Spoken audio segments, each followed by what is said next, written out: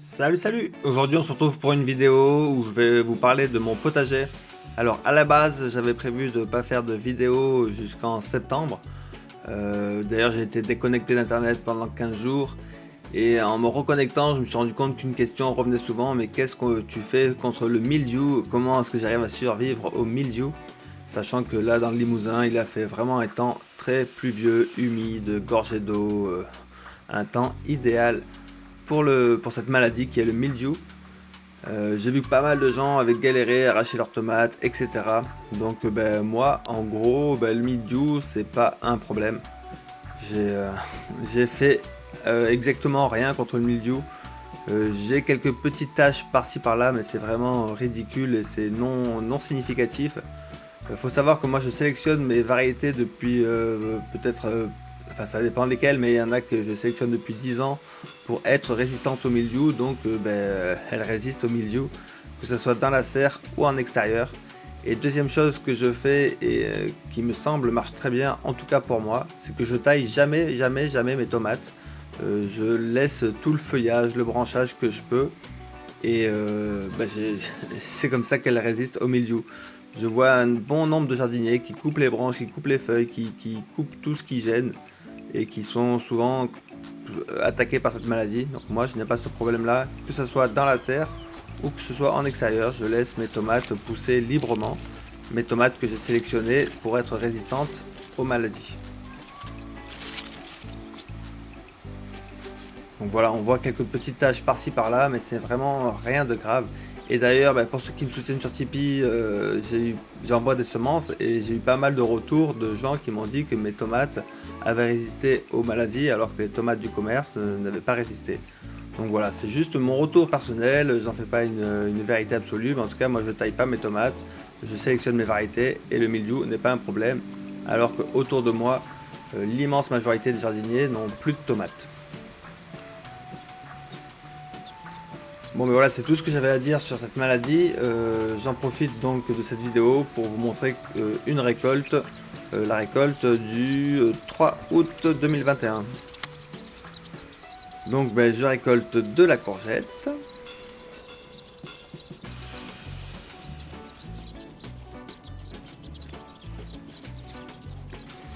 Là ça fait un bon mois que je récolte des cagettes et des cagettes de courgettes tous les 2 jours. En général les récoltes de courgettes je fais ça tous les 2 jours. Là le jour de la vidéo ça faisait 3 jours que j'avais pas récolté, donc c'est une récolte que je fais tous les 3 jours on peut dire.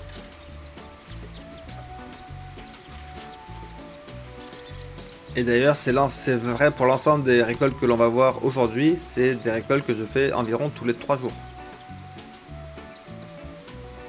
Parce que j'ai pas vraiment le temps d'aller au jardin récolter tous les jours. Ce qui est bien avec cette année pluvieuse, gorgée d'eau, froide, en fait cette année on a eu 2 mois d'avril et 2 mois d'octobre, donc là on est à peu près en novembre. En fait on n'a pas eu d'été. Ça a pas mal d'inconvénients pour les légumes qui sont un peu en retard.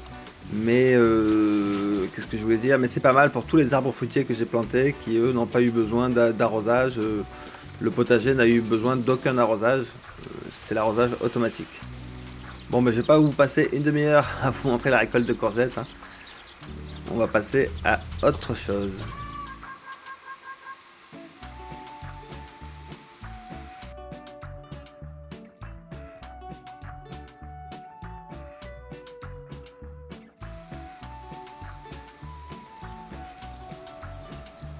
Donc dans le jardin j'ai quelques haricots, quelques assiettes d'haricots en extérieur. Mais j'ai beaucoup moins d'haricots que ce que j'aurais pu avoir si j'avais pas eu ce temps froid, pluvieux, humide, parce que à l'époque où j'ai fait mes semis de haricots, pas mal ont pourri en pleine terre tellement il faisait froid et humide. Bon j'ai quand même de quoi récolter. Sur la tonnelle que j'ai agrandie cette année, beaucoup de courges de Siam sont en train de grossir, donc ça va me faire pas mal de courges pour les hivers à venir. J'ai pas que des courges de Siam, j'ai pas mal de courges un petit peu partout dans le potager que je récolterai cet automne.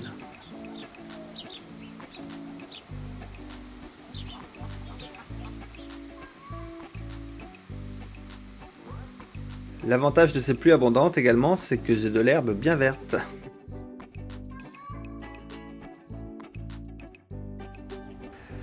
Dans ces zones de culture, en fait à chaque fois que je récolte, je plante. Donc dans cette zone de culture, on a récolté des betteraves, des oignons, qu'est-ce qu'il y avait? Il y avait des fèves et des laitues. Et donc j'ai remplacé tout ça par des radis et des carottes pour pouvoir manger des radis rapidement cet automne et des carottes cet hiver. Dans cette autre zone, j'ai fait une association de laitues et poireaux. Les laitues, c'est pour maintenant, et les poireaux, ça sera également pour cet automne et cet hiver. Et puis maintenant, je vous emmène voir ce qui se passe dans la serre.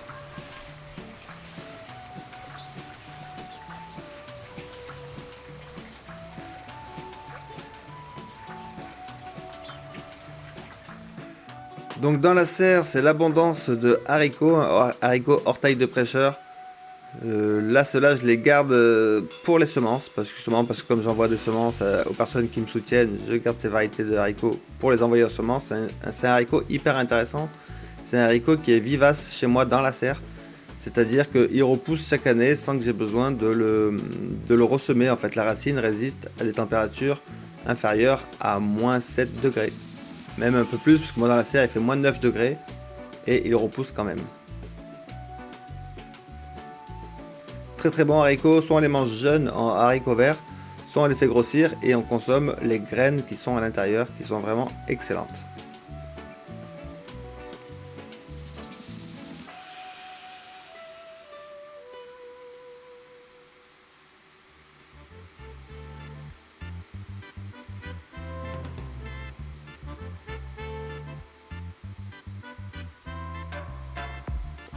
Cette année, je devrais avoir pas mal de raisins. Donc ça, c'est du raisin qui est dans la serre. Je pensais que j'aurais pas de récolte car la vigne avait vraiment gelé après avoir démarré. Et souvent dans ce cas-là, on n'a pas de fleurs et pas de raisins. Mais là, cette vigne a vraiment refleuri derrière et refait des grappes en abondance.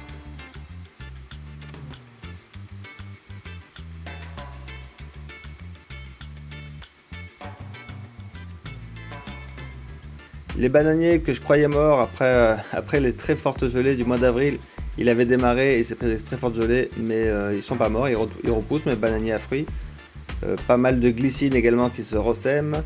Et on voit là de la glycine tubéreuse, donc c'est une jolie plante grimpante avec de très jolies fleurs. Et surtout en hiver, ça va me faire une très grande quantité de tubercules à récolter sous terre. Bon. Pour en revenir aux raisins, donc j'en ai dans la serre, mais j'en ai également un peu partout dans le jardin, notamment là sur ma cuisine d'été, où on voit que les vignes produisent d'abondantes grappes de raisins.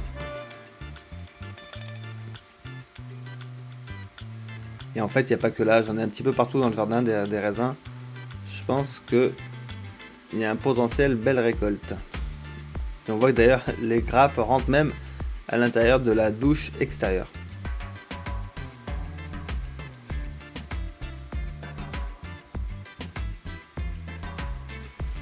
Bon, pour en revenir à nos récoltes du jour et à la serre, je récolte donc maintenant tous les 3 jours quelques cageettes quelques bassines de tomates, c'est tous les 3 jours environ. Ça a mis longtemps à venir parce que ça fait que depuis la fin juillet que je récolte en abondance comme ça. Sinon tout le mois de juillet c'était juste quelques tomates par-ci par-là. Là depuis fin juillet je récolte vraiment des bassines et des bassines de tomates tous les 3 jours. Donc c'est génial, ça va me permettre de faire mes coulis et mes conserves pour l'hiver. Et ça me permet également de faire de la semence. Et puis ça permet de manger des excellentes tomates fraîches. Pour j'espère jusqu'en novembre.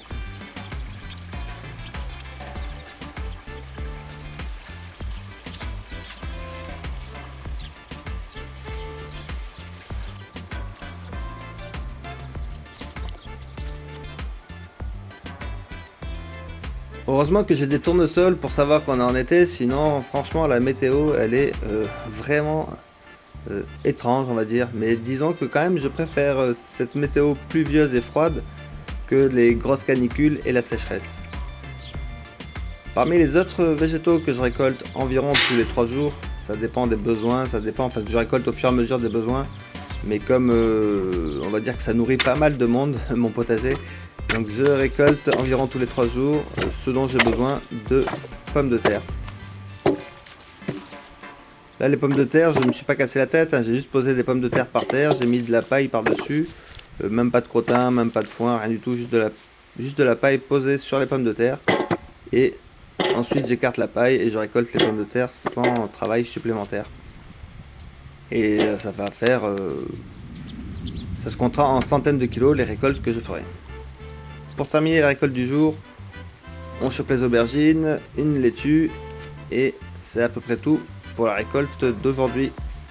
Sachant qu'il faudra que je recommence à peu près la même chose dans 3 jours.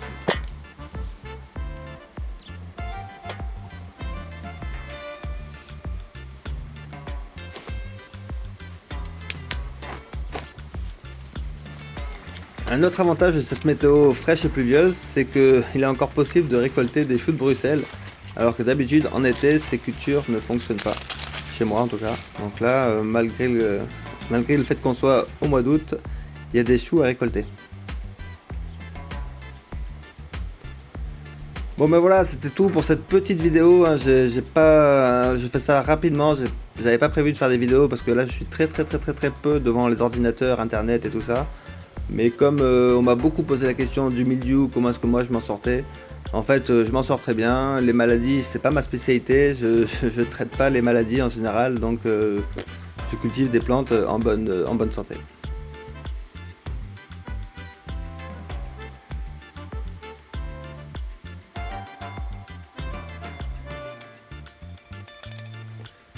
Ben voilà, je vous remercie beaucoup, un immense merci à toutes les personnes qui soutiennent la chaîne, merci énormément, c'est vraiment incroyable. Je vous dis à très bientôt pour une prochaine vidéo. J'avais prévu de faire une vidéo de visite du jardin et l'autonomie, ça aura lieu probablement en septembre. Et en attendant, je vous souhaite de passer un beau mois d'août et puis à la prochaine, allez, ciao ciao.